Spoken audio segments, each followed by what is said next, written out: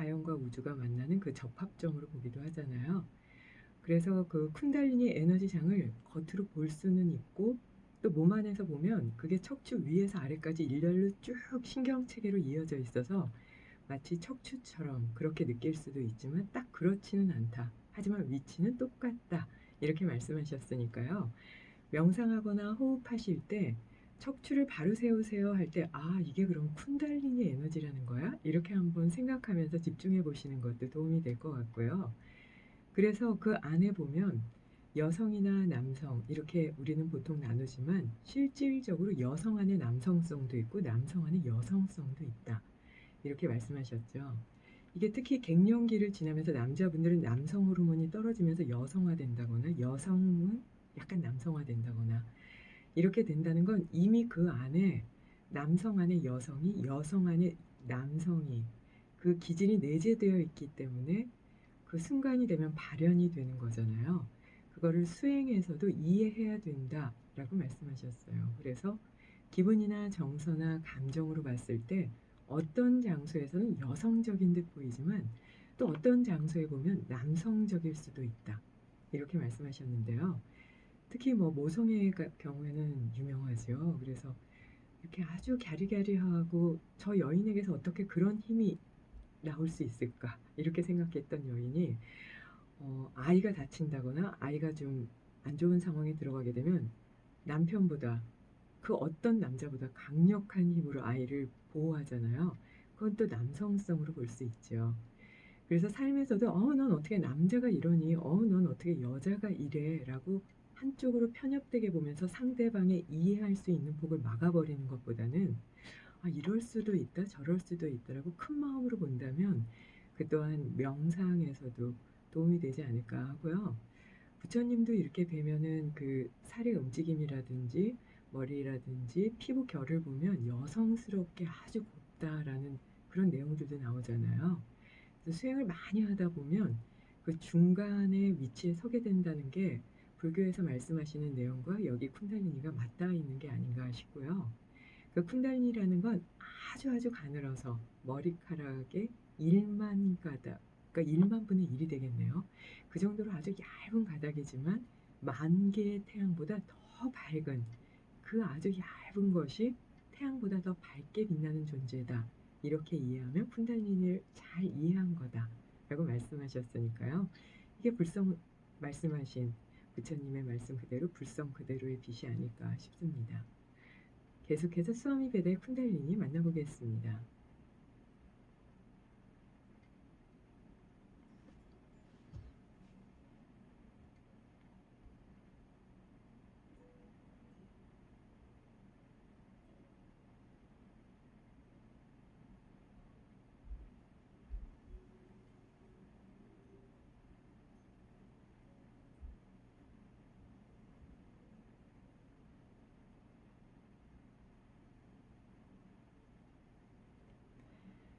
사운다르 야라 하리에서는 쿤달리니를 한 줄기 번갯불처럼 가늘고 태양과 달과 불로 이루어진 그래서 척추 기저부에서 머리 꼭대기까지 흐르는 영혼의 빛이다 라고 설명합니다.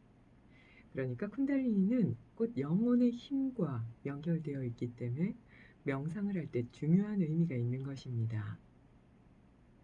여러분이 쿤달리니를 곧 척추야 라고 생각한다면 아마 쿤달리니를 지팡이 같다고 생각할 겁니다. 하지만 쿤달리니 에너지는 그렇게 지팡이처럼 딱딱하거나 막대의 형태를 띠고 있지 않습니다. 쿤달리니가 척추 기저부에서 머리 꼭대기까지 전율처럼 흐르면 그 선을 따라서 어떤 지점에서 아주 미세한 파동이 나타나기 시작합니다. 그래서 명상을 할 때 몸을 흔든다거나 변화가 온다고 얘기하지요. 하지만 모두가 그런 건 아니니까 주의해야 합니다. 쿤달리니는 일정한 간격을 지닌 파동을 만들게 됩니다. 척추 기저부에서 머리 꼭대기까지 흐르는 에너지의 수직적 흐름처럼 그렇게 쿤달리니가 느껴질 수도 있습니다. 그러니까 쿤달리니를 막대기처럼 똑바로 움직이는 하나의 선, 이렇게 오해해서는 안 됩니다. 인도의 수아미들은 수아미 선서를 하면 그 순간부터 성별이 없는 사람으로 여겨집니다. 그건 마치 불교의 수도승의 경우 남성과 여성을 따로 구분하지 않는 것과 같습니다. 물론 비고 비구니가 있지만 수행은 하나의 길로 가는 것이지요. 요가 전통에서는 까르마에 따라 여성의 영역에서 또는 남성의 영역에서 각자 주어진 삶의 숙제를 이행하고 완수해야 한다고 전해집니다. 그리고 그 영역이 성별의 구분점이 된다라고 보았던 것입니다. 이러한 견해가 관철된 것은 어떤 일은 여성의 몸으로만 할 수 있고 또 다른 어떤 일은 남성의 몸으로만 할 수 있기 때문입니다. 그때는 여성성, 남성성이 필요합니다. 그러니까 우리가 할 수 있는 어떤 일은 남성의 정신 영역에서만, 또 어떤 일은 여성의 정신 영역에서만 우월하게 할 수 있는 것이죠. 이 같은 이유로 인해서 우리는 까르마에 따라 남성 그리고 여성으로 태어나게 됩니다. 하지만 각자 내면에서는 여성이나 남성 모두 아직 스스로가 완벽하게 완성된 존재가 아니다. 그래서 나는 불완전하다 라는 의식을 갖게 됩니다. 그런 의식이 남성이나 여성에게 모두 조금씩 남아있는 것이지요. 사람들은 외부에 보다 집중하는 습관이 있기 때문에 외적인 부분에서 완전함을 찾습니다. 그렇게 외적인 부분에서 완전함을 찾는 사람들은 마치 사양 노루처럼 이리저리 뛰어다니게 됩니다. 그들에게 안정성은 없습니다.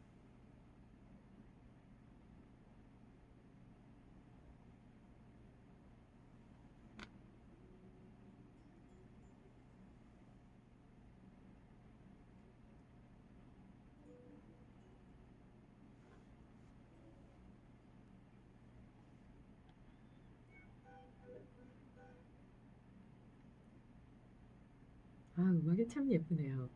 프리티데이, 김은국의 연주로 들으셨습니다. 그러니까 쿤달리니는 한 줄기 번갯불처럼 아주 가늘지만 태양과 달과 불처럼 그런 큰 불의 에너지로 이루어졌고 척추 기저부에서 머리 꼭대기까지 흐르는 영혼의 빛이다, 이렇게 말씀하셨는데요. 이때 오해하지 말아야 될 건 이게 딱딱한 지팡이 같은 막대기 형태가 아니다, 이렇게 계속 반복하고 계시죠. 이게 수직적으로 흐르지만 막대기는 아니고 척추 기저부에서 머리 꼭대기까지 흐른다 이러셨으니까 항상 등을 좀 피고 다니면서 턱을 당긴다면 직접 내가 이게 쿤달리니인가 하는 걸 느끼지 못하더라도 무의식적으로라도 그 에너지가 잘 흐를 수 있게 내 몸의 조건을 만드는 게 아닌가 싶거든요. 그래서 요가에서는 턱을 당기는 잘란다라반다가 아주 중요한 수행법으로 여겨져요. 턱을 흉골에 붙인다 하는 것도 있고요. 턱을 가슴 쪽으로 당긴다 이렇게 얘기도 하는데요. 턱이 두턱질 수 있게 쭉 당겨서 머리에서 골반이 일직선이 되게 하는 것만으로도 쿤달리니 에너지를 마구 흐트러뜨리게 하는데 좀 예방할 수 있는 방법이 되지 않을까 싶고요. 인도의 스와미 선서를 들어보면 그때부터는 이제 성별이 없는 사람으로 여기는 걸 알 수 있다, 이렇게 말씀하셨는데요. 그건 마치 수도승의 경우 남성, 여성을 따로 구분하지 않는 것과 같다라고 하셨어요. 그래서 우리 스님들도 뵈면 머리 다 똑같이 깎으시고 옷도 다 똑같이 입으시고 회색 옷을 입잖아요. 거기에 보통 우리가 일상에서는 뭐 여자는 머리가 길고 치마를 입고 남자는 바지를 입고 하는 그런 개념들은 싹 사라져 버리죠. 그 부분을 말씀하신 게 아닌가 싶고요. 수행에 들어가서도 똑같은 새벽에 일어나고 울력하시고 경전 읽으시고 하지만 계율에서는 부처님이 여성을 더 많이 보호하기 위해서 계율을 훨씬 더 많이 여성에게 나누어 주셨잖아요. 그런 부분들은 뒤에 말씀하신 것처럼 그렇게 다 구분하지 않지만 그래도 여성의 몸으로만 할 수 있는 게 있고 남성의 몸으로만 할 수 있는 게 있기 때문에 그때는 이제 성별이 구분되어서 볼 수도 있다. 이렇게 말씀하셨습니다. 그러니까 각자가 '아 난 좀 불완전해.'라고 느끼는 건 이렇게 남성이지만 여성이 그리고 여성이지만 남성이 그 안에 성질 자체가 남아 있기 때문에 '완벽히 나는 여성스러워. 완벽히 나는 남성스러워.' 하는 건 다들 없다. 그래서 누구나 없기 때문에 누구나 다 그에 대한 불안감이 있다. 그리고 스스로가 불완전하다고 느낄 수밖에 없다. 이렇게 말씀하셨죠. 이 부분은 저도 처음 듣는 얘기예요. 근데 정말 그렇다 하고 이렇게 크게 공감하게 되거든요. 그리고 이제 이어서 외부에 집중하는 습관이 있는 사람들은 마치 사양 노루처럼 뛰어다닌다라고 약간의 이렇게 팁을 나눠 주셨는데요. 나는 외적인 것에 집중하고 있는지 아니면 내면에 집중해서 고요함을 찾으려고 하는지를 한 번쯤 살펴봐야 될 것 같습니다. 라디오 힐링 요가 시간입니다. 오늘은 지난주에 이어서요. 황제내경에서 전하는 건강법을 좀 전해드릴까 하는데요. 황제내경은 2500년 전에 중국에서 출간된 최고의 동양의학서죠. 그러니까 현존하는이니까 다른 게 더 이렇게 발견되면 그게 더 앞설 수도 있으니까 지금까지는 이라고 생각하셨으면 좋겠고요. 황제내경의 특히 소문편에 보면 인체의 생리 현상 그리고 양생법 자연현상에서 우리는 어떻게 내 몸을 관리해야 될까 하는 이런 교감과 자연에 순종하면서 살아가는 지혜로운 방법들 이런 게 좀 많이 전해져 있거든요. 그래서 그 건강의 기본을 보면 첫 번째가 자연에 순응하고 순종해야 된다 이렇게 말씀하셨는데요. 부처님도 이 순종하는 마음에 대해서 경전에 설하신 내용이 또 있지요. 이거는 교만하고 오만한 마음, 아상인상 중생상을 없애는 그런 마음과도 연결되지 않나 싶고요. 두 번째는 음양의 변화와 질서에 적응해야 된다. 그러니까 추울 때 더울 때 밝을 때 어두울 때 이런 것들을 잘 조절해서 그 안에서 건강을 조절하는 게 중요하고요. 음식물의 섭취와 머무는 것 그러니까 어떤 음식을 드시고 어디서 주무시며 또 어떤 공간에서 삶을 살아가는가 하는 것들을 너무 옮기지 말고 그래서 여행을 또 너무 많이 다니지 말라는 것도 있죠. 양생에 보면. 그래서 규칙적이고 절제 있게 음식을 먹어야 된다. 이렇게 말씀하셨는데요. 이 내용도 현대 그대로 적용이 되지요. 그리고 과로를 피하고 욕심을 버리고 생각이나 지나친 고뇌 번뇌를 하지 않고요. 쾌락을 위해서 몸을 헛되이 써서는 안 된다. 그렇죠. 욕망을 따라가고 만족시키려고 노력해서는 안 될 것 같아요. 그래서 음주나 흡연이나 이성관계를 자제해야 된다. 이건 수행서가 아니고 양생서인데도 이렇게 똑같이 수행서와 같은 얘기를 전하고 있습니다. 그러니까 어디에나 중요한 부분이겠죠. 그래서 여기에 대해서 이제 오장육부에 대해서 쭉 정리를 하고 있는데요. 심장이 약할 때는 지나치게 열이 오르지 않도록 주의하고요. 간이 약할 때는 바람을 좀 조심하고요. 비장이 약할 때는 습한 것을 주의하고 신장이 약할 때는 찬 것을 조심하라고 했거든요. 그러니까 일상에서 음식을 섭취하면서 그 오장육부의 건강을 잘 다스리라고도 했는데요. 신맛은 간장으로 들어가서 간으로 들어가서요. 근육을 약하게 하고요. 그리고 이렇게 끌어당기는 작용이 있기 때문에 살이 찔 때는 좀 피하는 게 좋고요. 매운맛은 폐장으로 들어가서 폐로 들어가서 전기를 손상시킬 수도 있기 때문에 지나치게 많이 먹으면 폐가 약해지고요. 몸에서는 땀을 내고 발산하기 때문에 가을에는 좀 덜 드시는 게 좋고요. 쓴맛이 심장에 지나치게 많이 들어가게 되면 뼈를 약하게 한다고 하지요. 그러니까 골다공증 있는 분들, 뼈가 약한 분들, 심장이 약한 분은 쓴맛을 피하는 게 좋겠습니다. 게다가 몸으로 배출되는 것, 몸 밖으로 배출되는 걸 막기 때문에 이 또한 살을 찌게 합니다. 짠맛은 신장으로 들어가서 신장의 기능을 약하게 하고요. 몸에서 혈관의 기능을 약하게 하기 때문에 그래서 혈압이 좀 약한 분들은 짠맛 피하라고 하잖아요. 단맛은 비장으로 들어가서 살을 약하게 하기 때문에 살이 좀 늘어질 수 있다고 하죠. 그래서 몸에서 무엇이든 부드럽게 만들기 때문에 단맛이 들어가면 웬만한 음식은 좀 맛있어지는 그런 효과가 있기도 합니다. 자, 그래서 인제 증상을 이렇게 스스로가 좀 살펴볼 수 있는 것도 이 내용에 나오는데요.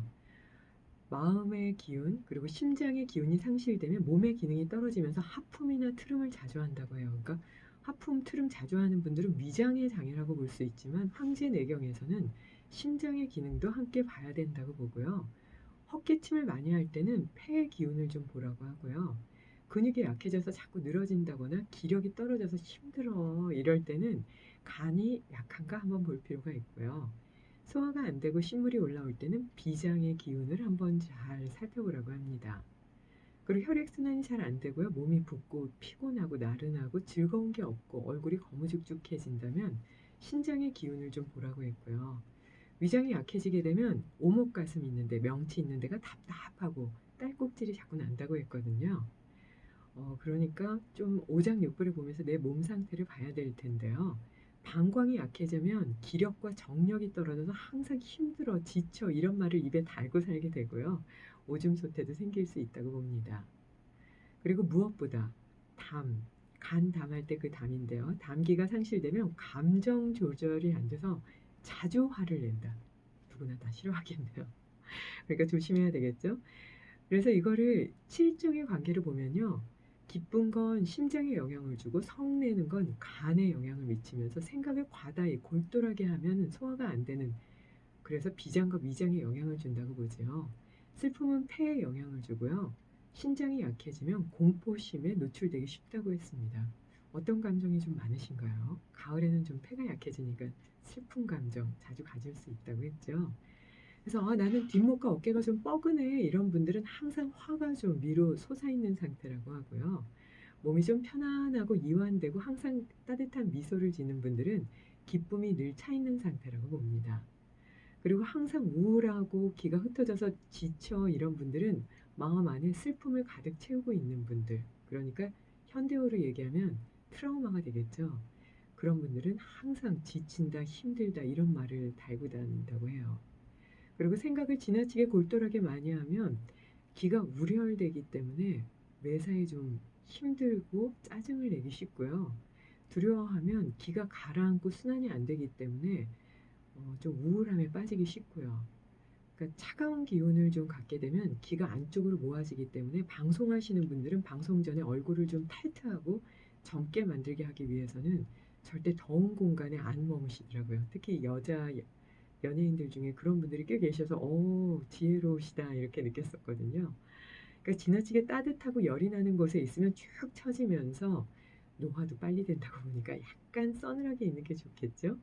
게다가 자주 놀란다거나 막 이러는 분들 있죠. 그런 분들은 마음이 좀 혼란스러워지기 쉽고 집중력이 떨어지기 때문에 삶에서 좀 실수를 많이 할 수 있다고 보니까 이런 걸 좀 조심할 수 있으면 좋겠죠.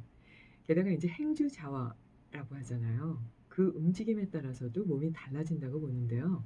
오랫동안 물체를 한 곳에 이렇게, 그러니까 스마트폰을 지나치게 집중해서 막 쳐다보면 혈이 약해진다고 합니다. 혈이 약해지면 다 지치는 거죠. 그러니까 컴퓨터나 스마트폰 한 곳에 이렇게 집중해서 보지 말아야 될 것 같고요. 오랫동안 누워 있으면 기가 소모된다고 했는데요. 쉬는 날 방바닥에서 절대 안 일어나는 분들 있죠. 오히려 더 지칩니다. 그리고 오래 앉아 있으면 또한 육이라고 했으니까 근육이 약해지면서 더 지칠 수가 있고요.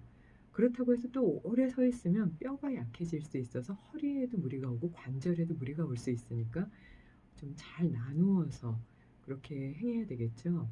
그리고 지나칠 정도로 많이 걸으면 오히려 근육이 약해지고 지친다고 볼 수 있으니까 이것을 잘 지혜롭게 주의해서 살펴야 될 것 같습니다.